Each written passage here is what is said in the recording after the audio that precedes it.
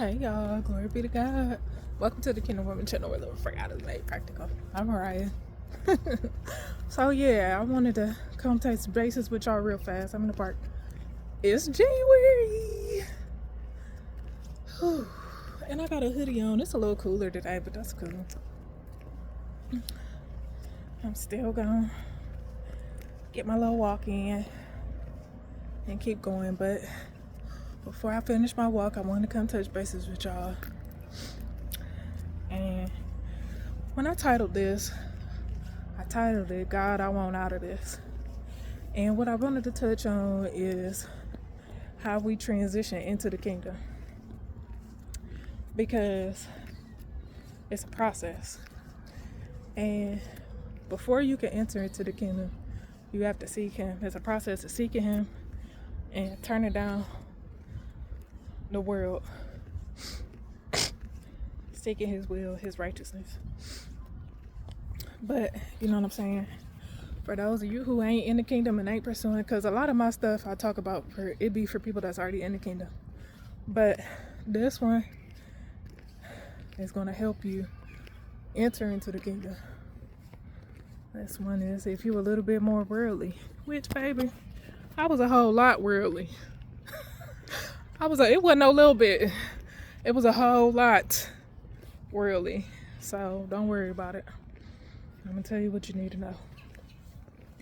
And all you need to know is that you need to pursue Him and His kingdom. But what does that look like? So when you first learn about God, you accept salvation. And you continue on. You might become religious and, partake in that routine of going to Bible study, choir rehearsal, and church on Sunday for years and years and years, or 1 year, until you figure out something ain't right. And then, hey, how you doing? And then you keep going on with your life. Right? But at that time where we accept Jesus, if we accept salvation, we are not in the kingdom. Until we say we're going to seek His kingdom and His righteousness, and we're going to walk the narrow path to enter into the kingdom, we're not kingdom. It's a deliberate effort that you have to put in of seeking Him to enter into the kingdom, of being transformed by the renewing of your mind. But when you accept salvation, you're worldly. The only difference is you in grace. You can accept the dispensation of grace. You can accept salvation. You can die, baby. You can die and go to heaven. So, you worldly.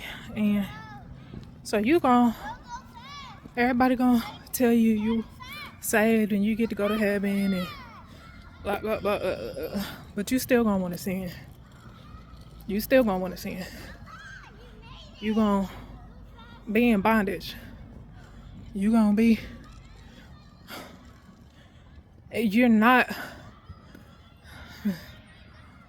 really going to be in the world, but your reality is going to be a reflection of the worldly life you've lived all of your life up until that point where you receive salvation. And you have to come out of the world. You have to go through that process of coming out of the world. You got to come out of the world to get into the kingdom. And so,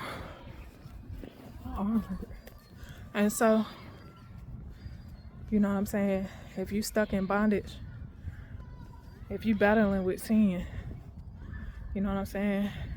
You may be in an abusive relationship, toxic relationship, around the wrong people, and your eyes is open, you start to notice these things. You have to pray your way out of those things. You know what I'm saying? You have to begin to learn about God. You got to get in that Bible. You don't want to get in that Bible, you better get under the word. And that's okay, because faith come by hearing. How you doing?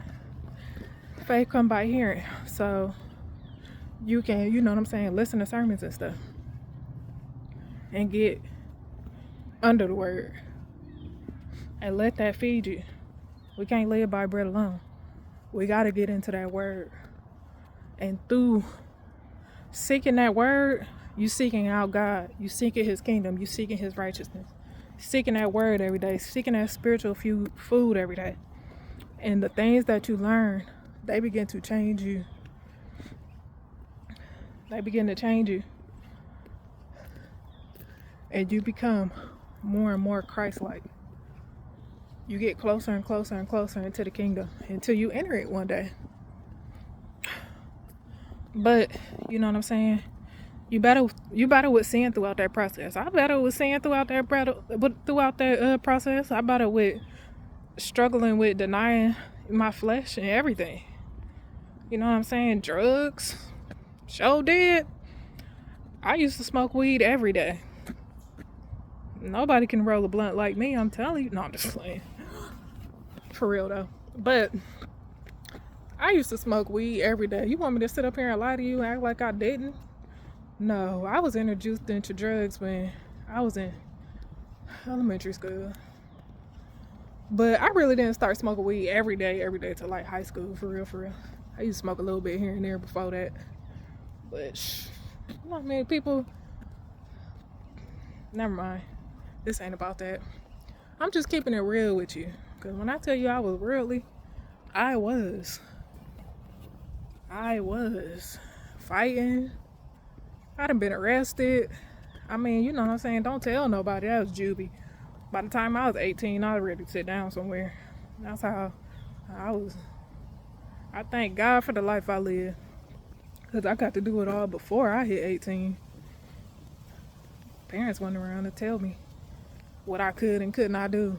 When to come in the house. And so I was very worldly. So it's a process. And that's why I could tell you, you know what I'm saying? Because I walked down that process. I walked down that path. I'm not glorifying that life, but what I'm saying is, I'm telling you what you're going to experience. I'm telling you how you get out. I'm telling you that if you at a point where you like, God, I want to get out of this, that you can get out of this. And you can look at me and you can look at my life and the things I'm doing for God and for the kingdom now. And you can know without a shadow of a doubt that it can happen for you too. I'm not special. I'm not special at all. I'm not special. I remember this one time I had to jump out of a moving car. Oh God, I'm not special. Oh, I'm so crazy I got back in. But anyway, so I'm not special. It can happen for you. It can happen for you. But you know what I'm saying? I'm going to keep it real with you. And I'm going to let you know. You know what I'm saying? I'm going to let you know how far God brought me. So you don't sit up here talking about, no, it can't happen for somebody. Like, it can. Because he did it for me. He did it for me. He did it for me. He did it for me.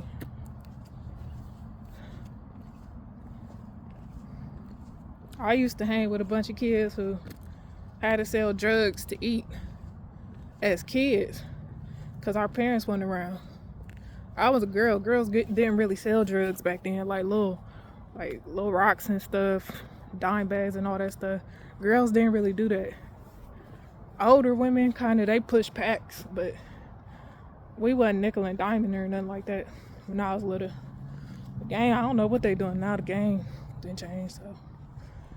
But you know what I'm saying? But I was around, you know what I'm saying? Everybody I hung with, that was the kind of life we was living. But you know what I'm saying? I didn't, because I was a girl. If I would have been a boy, I probably would have been doing it. And I'm just saying that to say, you know what I'm saying? Don't make excuses. Don't make excuses. Because, you know what I'm saying? It's possible. You just got to tell God, I'm ready to walk this path. Even if you don't want to be kingdom, you can always go to God for deliverance. You can always go to God and say, I want a better lifestyle. How you doing? You can always go to God and say, I want a better lifestyle. You can always go to God and say, deliver me. You can always go to God and say, I don't want to do drugs no more. You can always go to God and say, help me crucify my flesh. Help me maintain control over my flesh. You can always go to God, you know what I'm saying? And it could be eating. It could be whatever. You know what I'm saying? It could be being lazy. It could be, you know what I'm saying? And then you ain't always got to be hopping in somebody's bed. It could be a variety of different things. But you have to learn, you know what I'm saying, how to control your flesh and not let your flesh control you. Because when you in the world, you're doing whatever your flesh tell you to do. But that's all it is. And when you say those prayers, or you know what I'm saying, if you search inside your heart, because you'll get to a point where God will start to reveal yourself to you. And you'll search inside your heart, you'll find like some nasty stuff in there. You know what I'm saying? You got to go to God and tell him, God, I don't want to be like that. You know what I'm saying? I don't want to be a nasty person. I don't want this in me. He don't want it in you either.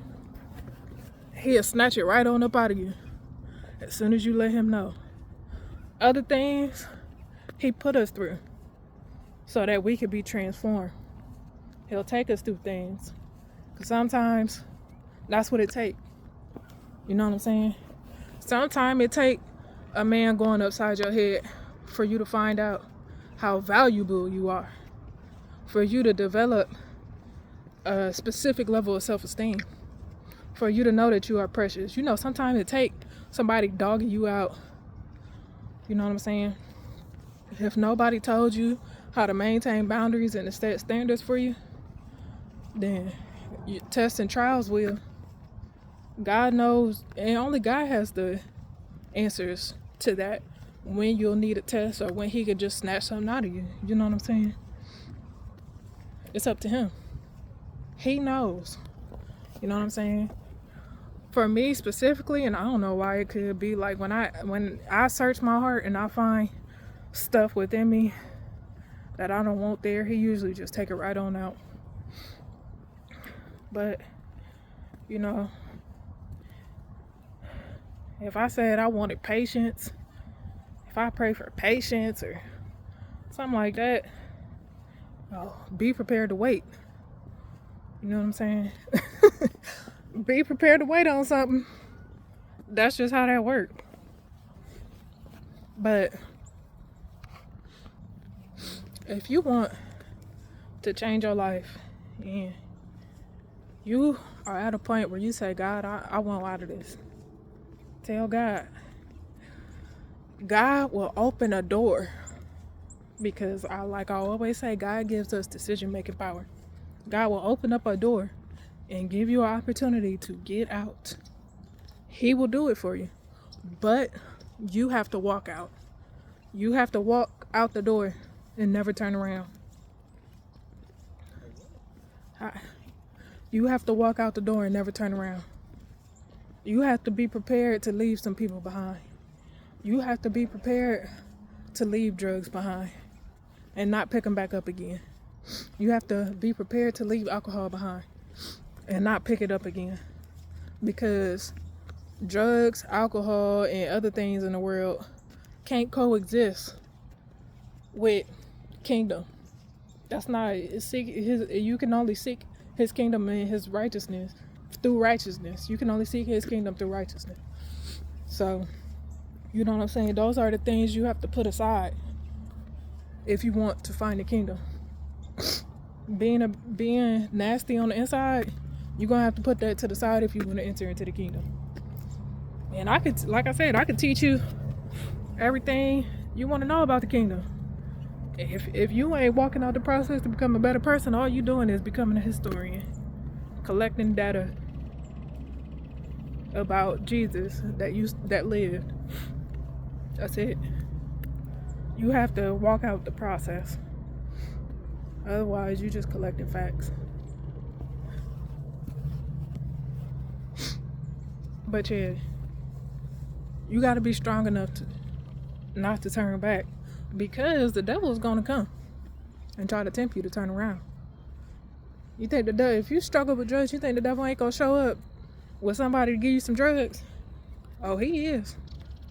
You think he ain't going to show? He know what you like. He been giving it to you the whole time you've been in the world. And everything you struggle with in the world, he gonna try to give it back to you. And as long as you live, you know what I'm saying? If he find an opportunity, you know what I'm saying? You gonna get a test. It might be an old test, But be prepared to be tested long as you live. So, you know what I'm saying? You have to make the decision to be kingdom. You have to stand on the fact that you're ready to go another way with your life.